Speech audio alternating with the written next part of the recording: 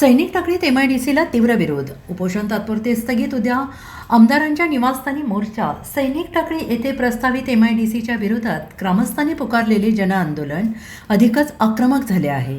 आंदोलकांनी आज गावात जय जवान जय किसान, MIDC हटाव, गाव वाचवा अशा घोषणा देत भव्य निषेध फेरी काढली आहे आणि दसरा चौकात रास्ता रोको आंदोलन केलं आहे.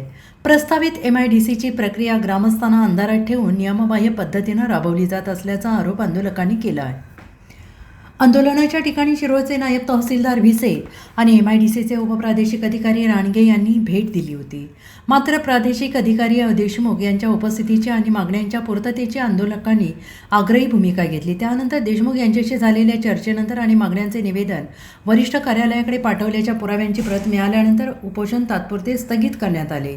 या आंदोलनात आंदोलन अंकुशचे प्रमुख धनाजी चुडमुंगे, जिल्हाध्यक्ष दीपक पाटील, विनोद पाटील, प्रकाश खोत यांच्यासह हर्षदा पाटील, माधुरी पाटील, महादेव इंगळे, राजू पाटील, अमर पाटील यांनी प्रशासनाच्या कार्यपद्धतीवर प्रश्नचिन्ह उपस्थित केलं आहे.